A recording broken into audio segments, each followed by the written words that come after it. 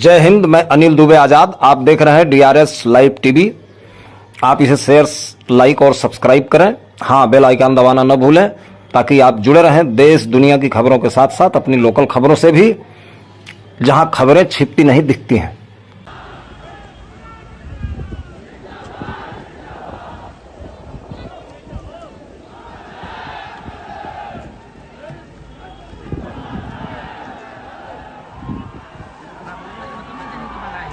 बढ़िया बढ़िया राजमंत्री लोग जो खैर आ गई है आई फोटो बनाओ तर अंदर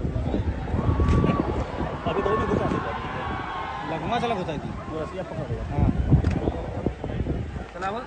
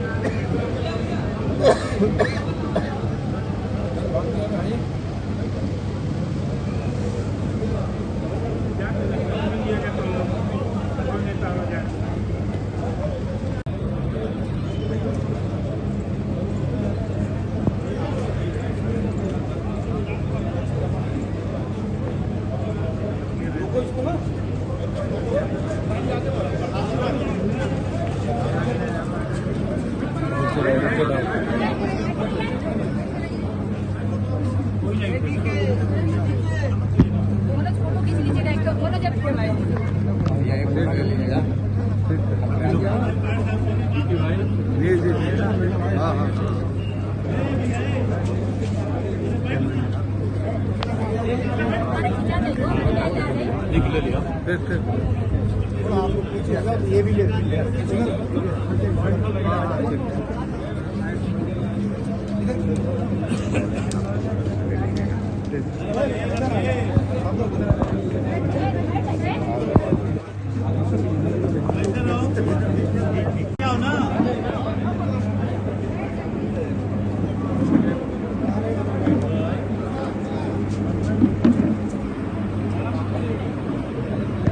बैठ जाओ भैया, बैठो। अरे बैठ जाना यार, बैठ जाओ, बैठ जाओ।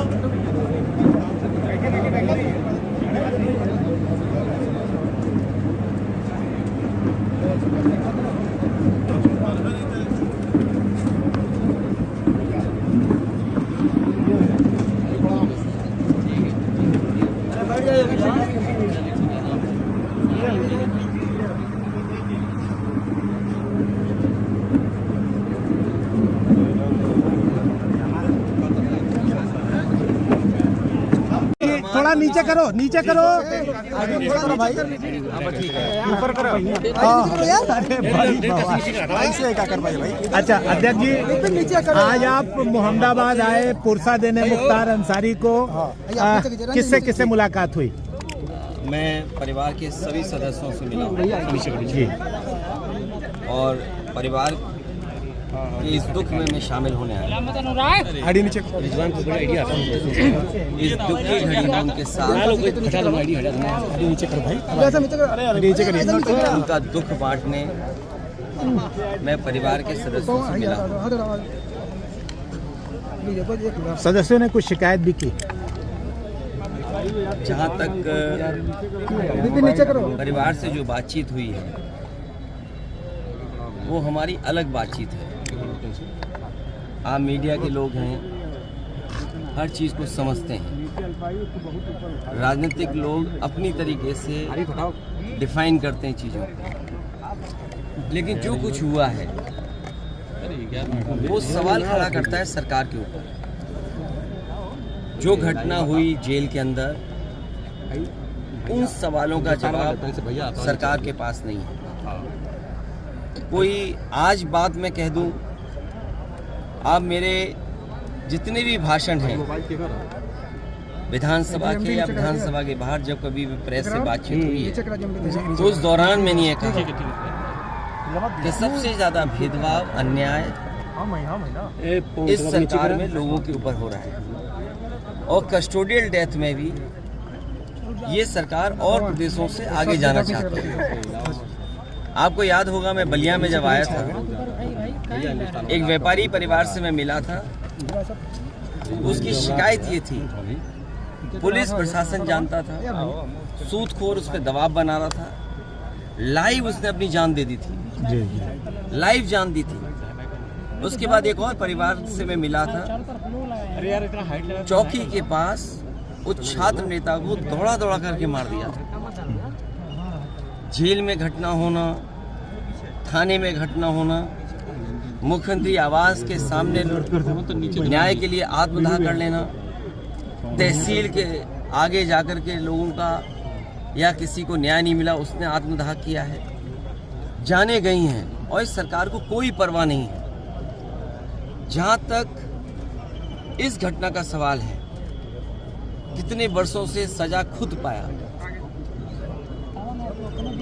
और जिस व्यक्ति ने खुद कहा हो कि मेरी जान ले ली जाएगी, जहर दिया जा रहा है, उसके बाद सरकार ने क्या किया? और ये पहली घटना नहीं है ऐसी। इससे पहले भी पूर्व में जिन जिन लोगों ने कहा कि मुझे खतरा है जान का, मुझे सुरक्षा दे, सरकार का पहला काम है नागरिक को सुरक्षा देने का। जो सरकार सुरक्षा नहीं दे सकती, न्याय नहीं दे सकती, वो सरकार जनता की नहीं हो सकती। और आप जानते हैं, आप भी तो एक पिलर हैं डेमोक्रेसी, आप पे कितना दबाव है। आप सच दिखाएंगे तो हो सकता है आप पे कार्रवाई हो जाए, न कार्रवाई हो तो कोई पुरानी चीज ढूंढ ली जाएगी आपकी। हमने आपने वो देखे कि अगर किसी पत्रकार ने खबर ये भी चलाई कि दाल में पानी है, नमक है, हल्दी है, दाल नहीं है, उसको जेल तक जाना पड़ा। तो ऐसी सरकार जिसपे हम सब यही कहते हैं कि डेमोक्रेसी में न्याय मांगना, न्याय दिलाना, इस सरकार की जिम्मेदारी है कि न्याय मिले लोगों को। कम से कम सरकार के प्रति भावना बढ़े, भरोसा बढ़े। और सोचिए आप, इंस्टीट्यूशंस खत्म हो रही हैं, हम किस पे भरोसा करें? हम पुलिस से शिकायत करें, पुलिस न्याय नहीं दे रही है। हम किसी अधिकारी से बात करें, अधिकारी न्याय जनता को नहीं दे रहे। तो इन इंस्टीट्यूशंस को खत्म किया, ये आरोप कोई हम लोग नहीं लगा रहे हैं।